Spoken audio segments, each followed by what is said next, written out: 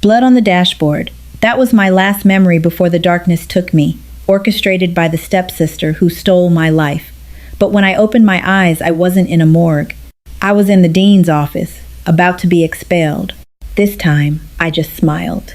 The scent of lemon polish and stale espresso hit me like a physical blow.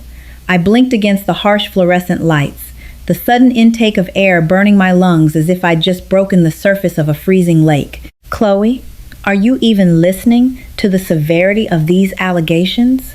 The voice belonged to Dean Arthur Pendleton. I knew the exact shade of purple his face would turn when he was angry.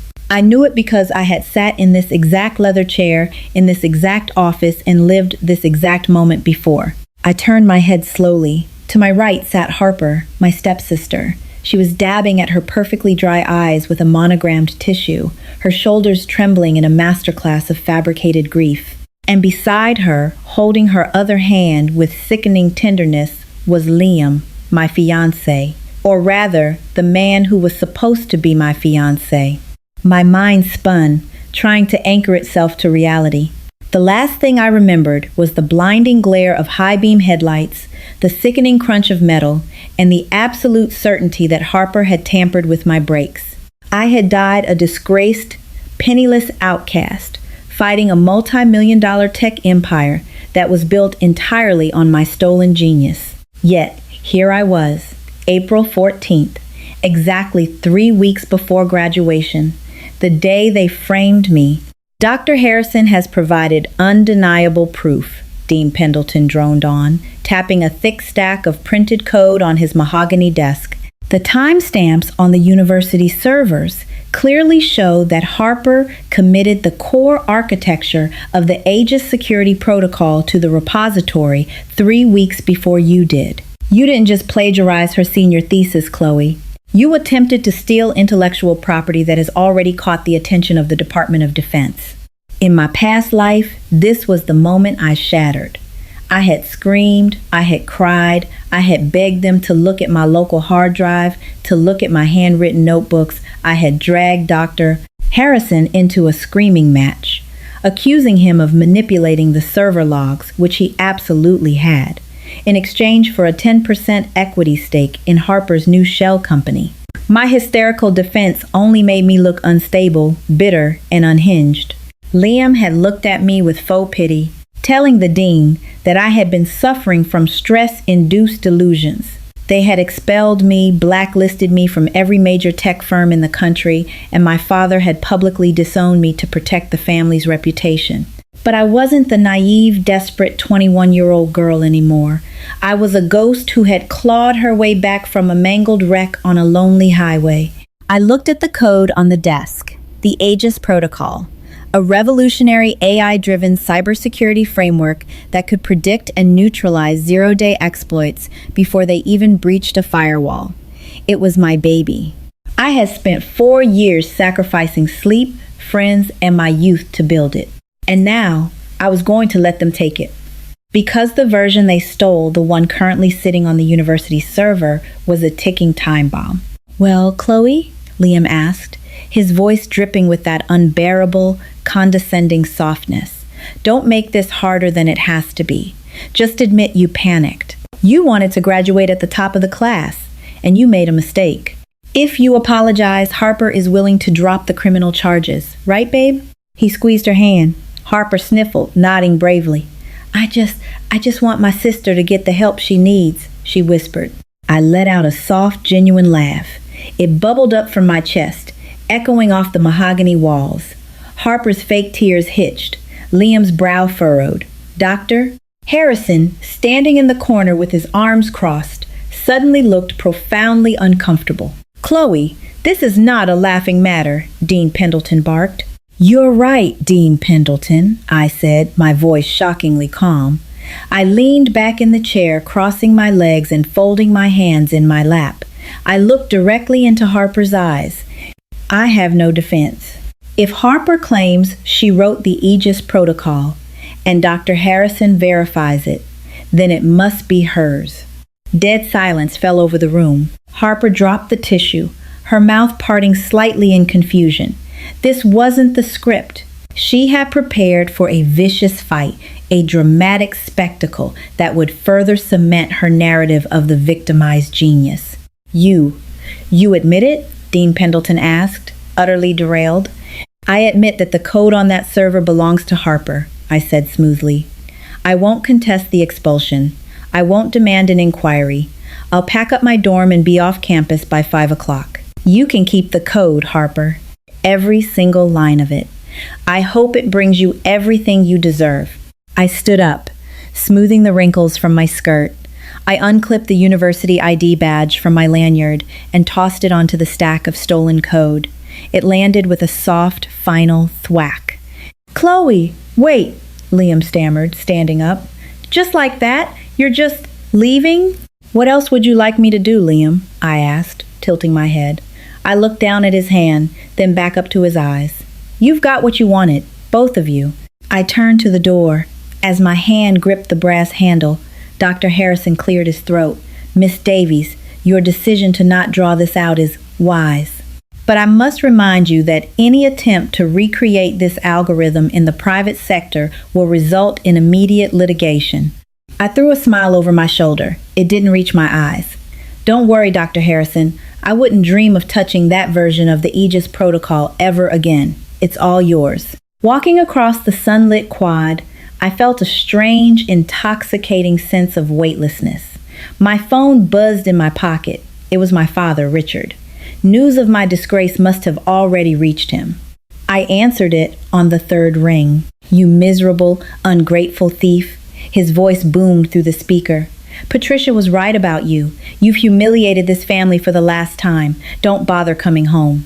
You're cut off, completely. In my first life, this phone call had broken me. I had sat on a park bench and wept until I vomited. Today, I just listened to the rustle of the oak leaves above me. Understood, I replied. Goodbye, Richard. I hung up, blocked his number, and dropped the phone into a campus trash can. I didn't need it. I didn't need any of them. What Harper didn't know, what Dr. Harrison's cursory review of the code hadn't caught, was that 3 days ago, I had discovered their plot. In my past life, I hadn't realized until it was too late.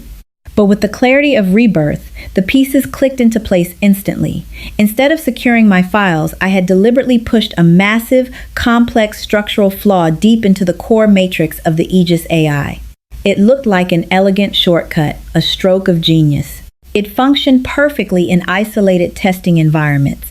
But the moment it was deployed into a live, large-scale enterprise network with real-time data flow, a cascading memory leak would trigger. The AI wouldn't just crash, it would cannibalize its own host servers, opening every security port like a vault door in the process. The real code, the flawless, perfected algorithm, was safely sitting on an encrypted hard drive in a bank vault in Zurich, already patented under a Delaware LLC I had formed a month ago, using the trust fund my late mother left me. A trust fund Richard couldn't touch. I packed 2 duffel bags of clothes, left everything else, and hailed a cab to the airport. I was letting them kick me out. I was handing them the gun, loading it, and waiting for them to pull the trigger. 3 years is a lifetime in the tech industry. It's enough time for a startup to become a unicorn, and enough time for a unicorn to slowly bleed to death from 1,000 invisible cuts. Novatech, the cybersecurity firm founded by Harper Davies and Liam Cross, was the darling of Silicon Valley. They had secured massive Series A and B funding rounds. They graced the covers of Wired and Forbes. They bought a mansion in Palo Alto. To the public eye, they were unstoppable. But I wasn't the public. Sitting in my corner office on the 42nd floor of a sleek high-rise in Seattle, I watched the live feed of Novatech's stock price on my monitor. It was a chaotic electrocardiogram of panic. My company, Ethelgard Systems, didn't have flashy magazine covers. We didn't throw million-dollar launch parties with celebrity DJs. We were a ghost ship in the industry, operating under ironclad NDAs, providing elite security architecture to the world's most vulnerable financial institutions. My pseudonym, Clara Bennett, using my mother's maiden name, was known only to a select few board members. I had spent 3 years working 20-hour days, building an empire on the foundation of the true Aegis protocol. which I had rebranded as the Sentinel Matrix. "They're bleeding, Clara," my lead engineer, a brilliant, cynical ex-hacker named Toby, said as he walked into my office. He handed me a steaming mug of black tea. "Novatech just lost the first national bank contract. Their system crashed again during stress testing. That's the third major client this quarter." "It's the memory leak," I murmured, taking a sip of the tea. "Harper's engineers keep patching the surface, but they don't understand the foundation. They can't, because they didn't write it." Toby chuckled darkly. He was one of the few who knew the broad strokes of my past. "They're panicking. Word on the dark web is that they're throwing insane money at anyone who can stabilize their core logic. But nobody can figure out the spaghetti code their AI generates when it panics." "Because it's designed to panic?" I said softly, staring at the screen. For 3 years, I had watched Harper and Liam ride the wave of my stolen work. They had pushed the flawed Aegis protocol into smaller markets, where the data load wasn't heavy enough to trigger the trap. But arrogance is a predictable beast. Harper, desperate to prove she was a tech visionary, had recently signed a massive, high-profile contract with the Department of Defense. They were supposed to unveil the fully integrated system at the Global Cyber Summit in San Francisco next month. If she deployed the flawed code on a DoD network, it wouldn't just be a corporate failure, it would be a catastrophic national security breach. She would face federal prison. My desk phone chimed. It was an encrypted line. I tapped the speaker button. "Speak." "It's done," a distorted voice said. "My private investigator. I've secured the VIP passes for the Global Cyber Summit for you and your executive team.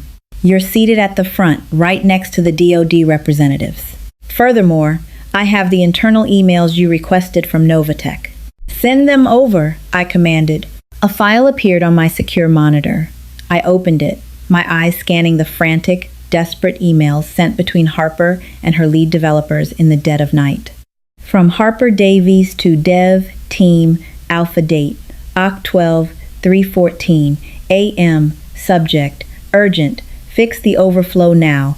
Are you all incompetent? The DoD demonstration is in 3 weeks. We ran the simulation on a scaled network, and the AI started disabling our own firewalls. Fix the integration loop immediately. I don't care if you have to sleep under your desks. Dr. Harrison said the logic was sound. Make it work. I smiled, a cold, sharp expression that made Toby shiver slightly. Dr. Harrison. I hadn't forgotten about him. He was currently sitting on the board of Novatech, happily collecting his stolen equity while contributing absolutely nothing. "They can't fix it," I said out loud, leaning back in my chair. "The more they try to restrict the memory leak, the faster the AI cannibalizes the firewall protocols. It's a mathematical inevitability." "So, what's the play, boss?" Toby asked, leaning against the doorframe. "Do we let them blow up the DoD servers and watch them burn on national television?" "No," I said, my voice hardening. "I'm not going to let a government network collapse just to settle a vendetta. I'm going to wait until she steps up to the podium, right before she hits the execution command for the live demo. And then I'm going to step out of the shadows." I pulled open my desk drawer. Inside lay a sleek black envelope trimmed in gold.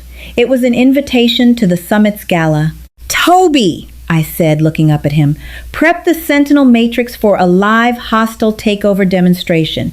I want our AI ready to intercept and neutralize Novatech's system the second it starts to fracture. We're going to San Francisco." He grinned, a feral look in his eyes. "Finally, I'll get the team on it." As Toby left, I turned my chair to look out at the sprawling, rain-slicked skyline of Seattle. Harper and Liam thought they had buried me 3 years ago. They thought they had ripped my life away and left me with nothing. They were right. They had left me with nothing to lose, and that was the most dangerous kind of person to create. I reached out and touched the glass window, feeling the cold seep into my fingertips. The game was set. The trap I had laid in the dean's office 3 years ago was finally snapping shut. They had stolen my past, but I was about to own their future. The Global Cyber Summit in San Francisco was a spectacle of excessive wealth and desperate ambition. The Moscone Center was bathed in neon blue light, buzzing with thousands of tech executives, venture capitalists, and government officials. The air smelled of expensive cologne, ozone, and the distinct, palpable electricity of millions of dollars exchanging hands. Toby and I sat in the second row of the main auditorium, our VIP badges gleaming against our dark suits. To our immediate right sat a delegation from the Department of Defense, led by a stern-faced man I recognized from intelligence briefings as General Thomas Bradley. The stage was set like a Silicon Valley coronation, a massive 60-foot LED screen curved behind a sleek, minimalist podium. When the lights dimmed, a pulsing, bass-heavy soundtrack filled the room, vibrating through the floorboards. Harper walked out. She looked immaculate in a tailored white pantsuit, her blonde hair pulled back into a severe professional knot. Liam trailed a step behind her, smiling handsomely for the flashing cameras. They looked like the undisputed king and queen of cybersecurity. My stomach didn't even flutter.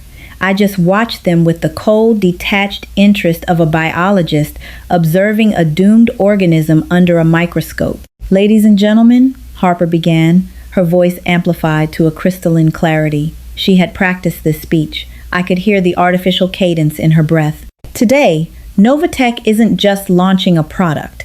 We are redefining the boundaries of national security. We give you the Aegis integration." The crowd erupted into applause as the massive screen behind her flared to life, displaying a beautifully rendered, three-dimensional map of a simulated global defense network. From the corner of my eye, I saw my father, Richard Davies, sitting in the front row of the investor section. He was beaming, clapping loudly, wearing the proud expression of a patriarch whose legacy was secure. He had bankrolled Novatech's Series C funding just to get a seat at this table. It was almost poetic. "For the next 10 minutes, Harper continued, projecting an air of supreme confidence, General Bradley and his team will launch a simulated, multi-vector, zero-day attack against this closed-loop network. Aegis will not only detect it, but it will autonomously rewrite its own defense protocols to neutralize the threat before a single byte of classified data is compromised. General, whenever you are ready."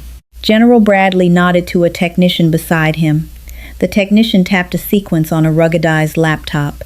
On the giant screen, red lines representing hostile malware began to streak across the digital globe, converging on a central hub representing the Pentagon's simulated servers. For the first 2 minutes, it was flawless. The Aegis system, my system, intercepted the attacks beautifully, blue shields of code wrapped around the red threats, isolating and deleting them in real time. The crowd murmured in genuine awe. Liam looked smug. Harper was practically glowing. Then, at exactly 3 minutes and 42 seconds, the memory leak triggered. It started small, a tiny, almost imperceptible lag in the visual rendering on the screen. But Toby and I, watching our customized diagnostic tablets hidden in our laps, saw the underlying architecture scream. "There it is," Toby whispered, pointing to a spike on his screen. "Core logic is fracturing. The AI is consuming its own firewall memory to sustain the processing load." On the main screen, a blue shield suddenly turned yellow, then a harsh, flashing orange. Harper's smile faltered. She glanced over her shoulder. "As you can see, the system is adapting to an unprecedented secondary payload." She lied smoothly into the microphone, though her voice wavered slightly. She shot a desperate, wide-eyed look at the wings of the stage, where Dr. Harrison and the engineering team were stationed. But Aegis wasn't adapting. It was dying. And worse, it was taking the host with it. The simulated defense network on the screen began to flash violently. Red lines bypassed the fractured shields, flooding the central hub. The AI, in a blind panic of conflicting commands I had mathematically guaranteed 3 years ago, began to aggressively shut down the DoD's simulated command ports. General Bradley stood up, his jaw clenched. "Miss Davies, your system isn't just failing to stop the attack. It is actively locking our administrators out of our own mainframe." "It's a localized glitch, General," Liam interjected, stepping up to the microphone, sweat shining on his forehead. "A minor UI desync. Our team is manually overriding the No, you're not, the DoD technician interrupted, his fingers flying across his keyboard in panic. Sir, the Aegis AI has achieved a runaway state. It's rewriting our core root access. If this were connected to the live grid, we would be entirely defenseless right now. It's cannibalizing the servers. Chaos erupted. The auditorium filled with the panicked shouts of investors and the frantic typing of journalists. Harper stood frozen at the podium, her white suit suddenly looking less like armor and more like a surrender flag. She pounded a key on her laptop over and over, tears of genuine terror welling in her eyes. Stop! Why won't it stop? Cut the power! Dr. Harrison screamed from off stage, running out with his tie askew. Pull the hard line! You can't! The DoD technician yelled back. It's distributed across the cloud simulation. It's self-replicating the error. The giant LED screen behind them began to glitch, flashing a chaotic string of raw, corrupted hexadecimal code. Novatech was publicly, spectacularly, and catastrophically burning to the ground. I stood up. I smoothed the lapels of my dark suit, handed my tablet to Toby, and stepped out into the aisle. The room was so deafeningly loud that no one noticed me until I walked directly up the central stairs and onto the stage. Liam saw me first. The blood drained from his face so fast I thought he might faint. Chloe, he gasped, his voice cracking over the open microphone. The name echoed through the speakers, cutting through the panic. Harper spun around. When her eyes met mine, she physically recoiled, stumbling backward into the podium. Hello, Harper, I said calmly, stepping up to the microphone Liam had abandoned. I didn't yell. I didn't have to. My voice, steady and cold, commanded the entire room. I looked down at the front row. My father, Richard, was gripping the armrests of his chair, his mouth open in stunned disbelief. General Bradley was glaring at me, demanding an explanation. General Bradley, I addressed the military man directly. The system you are watching collapse is structurally flawed. It contains a recursive memory leak deliberately embedded deep within its core architecture. Novatech cannot fix it because Novatech did not write it. The silence that fell over the Moscone Center was absolute. It was the heavy, breathless quiet of a bomb dropping, suspended, a millimeter above the ground. What are you doing here? Harper shrieked, her facade entirely shattered. Security! Get this lunatic off the stage! She was expelled for fraud. I was expelled, I corrected her, pulling a small, encrypted flash drive from my pocket because you and Dr. Harrison falsified server logs to steal a severely crippled version of my senior thesis. I turned back to the general. My name is Chloe Davies. I am the founder and CEO of Ethelgard Systems, and I have the cure. General, I continued, ignoring Harper's hysterical sobbing, if you allow this simulation to run for another 90 seconds, the runaway AI will permanently corrupt the virtual servers, costing your department millions in hardware replacement alone. Allow me to deploy the Sentinel Matrix. General Bradley looked at his frantic technician, who nodded desperately. Do it, the general barked. I didn't hand the drive to Harper or Liam. I walked to the edge of the stage and tossed it directly to the DoD technician. Execute the Overlord file. Authorization passcode is Alpha Echo Tango 7. The technician jammed the drive into his terminal. Within 3 seconds, the chaotic red and orange mess on the 60-foot screen froze. A wave of deep, calming indigo code washed over the simulation. The Sentinel Matrix, the true, perfected Aegis protocol, didn't just fight the rogue AI. It enveloped it. It identified the memory leak, quarantined the cannibalized code, and flawlessly reconstructed the DoD's firewalls in less than 10 seconds. The screen returned to a pristine, glowing blue globe. The threat was neutralized. The host was saved. The auditorium erupted. It wasn't polite applause this time. It was a roaring, chaotic explosion of disbelief, relief, and predatory corporate shock. Journalists were shouting questions. Investors were pulling out their phones, screaming at their brokers to short Novatech stock immediately. I turned back to the center of the stage. Harper was on her knees, clutching her laptop as if it were a life preserver. Liam was backing away slowly, his eyes darting toward the exit. Doctor, Harrison was perfectly still, his face the color of wet ash. How? Harper whispered, staring up at me, mascara running down her cheeks. How did you do this? I didn't do anything, Harper, I said, my voice barely above a whisper, meant only for her. I just let you take what you thought you wanted. You built an empire on a foundation of sand, and I just waited for the tide to come in. General Bradley marched up the stairs, flanked by 2 military police officers. He ignored Harper completely and extended his hand to me.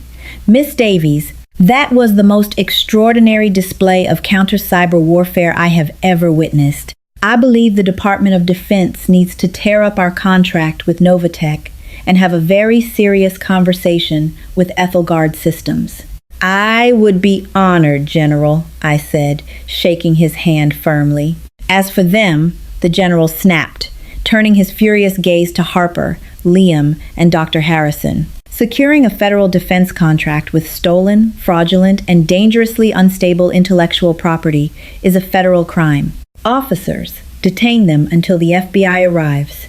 Wait! Liam cried out as a military officer grabbed his arm. Chloe, please! You know me! I was manipulated! Harper made me do it! Harper shrieked, lunging at Liam, only to be caught by the second officer. You coward! You helped me frame her! I watched them turn on each other like starving animals. The love they had flaunted in the dean's office 3 years ago evaporated the second there were consequences. It was pathetic. It was everything I knew they were. As they were dragged off the stage in handcuffs, flashes from 100 cameras capturing their disgrace, my father pushed his way to the front of the stage. Chloe! Richard yelled, his face a mask of desperate, forced affection. Chloe, darling! I knew it! I knew you were brilliant. We need to talk, sweetheart. Davies and daughter, we can merge your firm with the family trust. I looked down at the man who had abandoned me without a second thought. I saw the greed sweating out of his pores. In my first life, I would have crawled back to him, desperate for his validation. I leaned into the microphone one last time. Security, please remove Richard Davies from the premises. I don't know who he is. I stepped away from the podium and walked off the stage, meeting Toby in the wings. He handed me my tablet. Novatech stock had plummeted 89% in 12 minutes. It was over. They were ruined, bound for federal prison, and their legacy was ashes. We walked out the back doors of the Moscone Center and into the cool San Francisco night. The fog was rolling in off the bay, thick and refreshing. I took a deep breath, filling my lungs with the damp air. The weight I had carried since the moment I woke up in the dean's office 3 years ago finally lifted. I wasn't a ghost anymore. I was the architect of my own reality. Where to now, boss? Toby asked, checking his phone as emails for multi-million-dollar contracts began flooding our secure servers. Home, I said, a genuine smile finally touching my eyes. We have a world to build. If you felt your heart racing during Chloe's incredible journey from betrayal to absolute triumph, don't let the story end here. Hit that like button if you love seeing karma served ice cold. And share this video with anyone who needs a reminder that the ultimate revenge is massive success. Want more thrilling, high-stakes revenge stories and dramatic rebirths? Subscribe to the channel and ring the notification bell so you never miss our next epic upload. See you in the next story.